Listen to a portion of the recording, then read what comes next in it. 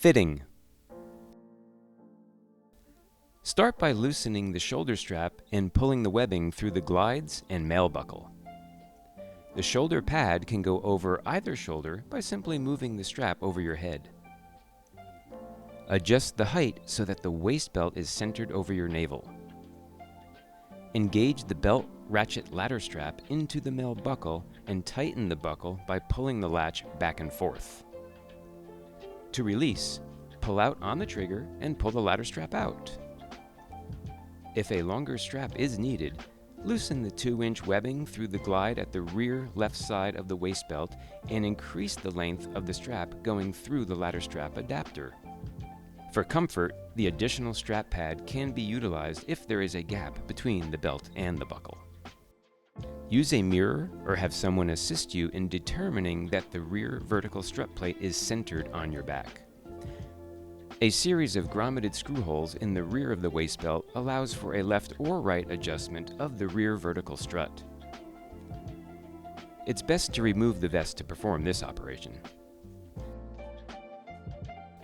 For smaller waistlines, move the strut toward the right side by removing the screws and shifting the placeholder screws in the holes. For larger waistlines, move the strut to the left. Once the belt is snugly fitted to your waistline, properly centered, and the shoulder strap is at the right tension, adjust the mid-drift straps by moving the 2-inch webbing in and out of the buckle and the webbing glides on each side. The chest plate should be held securely against your chest while allowing for comfort. The separation between the waist belt plate and the chest plate can be slid up and down by loosening the 2 nuts in the center of the chest plate. The mid-drift strap joiner plate on the rear strut can also be adjusted up and down with the 2 lock nuts. Operation. Mount the vertical mast onto the vest by sliding the pole through the retainer webbing loop in the chest plate down into the socket block on the waist belt plate. The mast can be quickly mounted for either right or left operation, as there are belt socket blocks and chest plate retainer loops on both the right and left sides. Place the boom fulcrum head on the top 5/8-inch spud and tighten down the small lockdown knob. It can be loosened later during operation. The height of the mast and the boom fulcrum head can be adjusted with the telescopic clamps on the mast pole. The counterforce hook should have the rubber elastomer threaded through the hole on the mast bracket and ready to insert into the cleat on the belt socket block below. To mount the mic boom pole, open the fulcrum head jaws by pulling up on the latch bolt and place whichever section of the pole you wish to clamp. To secure, close by pulling down the black ball knob on the latch bolt so the spring-held conical disc is positioned under the latch hook on the lower beam. If the disc is too high above the latch hook, rotate the black knob counterclockwise to lower the disc until it can engage under the latch. If the head does not stay closed, turn the knob clockwise to tighten the tension. When properly adjusted, the lever should hold the jaws closed by simply pulling it down, holding the boom mic securely, and easily pop out by lifting the latch bolt to quickly release the boom pole. Once this tension is set, your boom pole should be able to be rotated on axis freely for cueing the mic, as well as allowing the pole to slide fore and aft through the fulcrum head.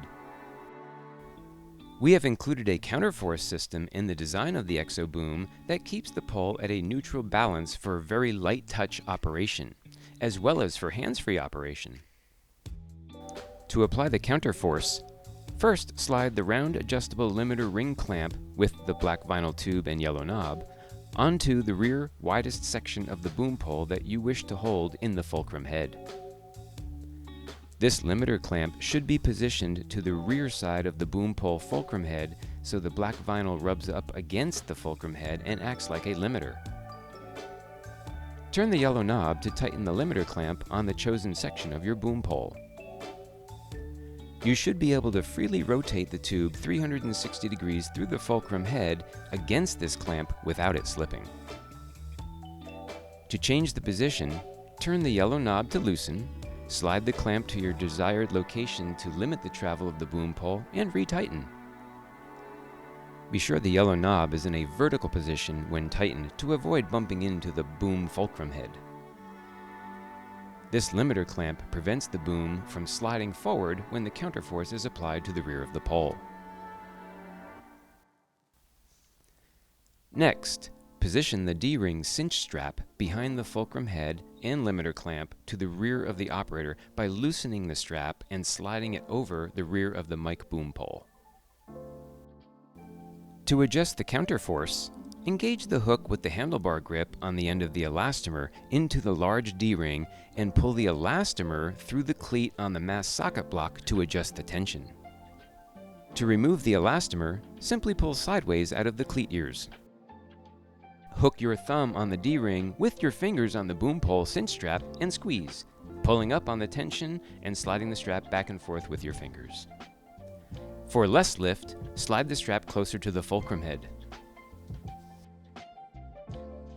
To get more lift on the pole, slide the D-ring and hook further from the fulcrum head and closer to the rear of the pole. To keep the pole stationary for hands-free operation, the mast rotation can be locked off with the small lockdown kip handle on the side of the belt mast socket block.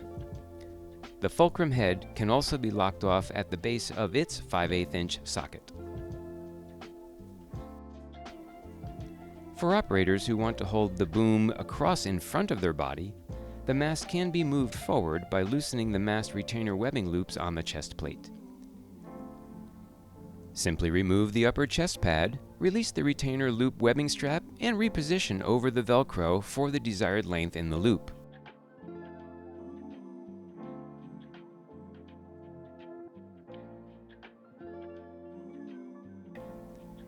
Replace the chest pad.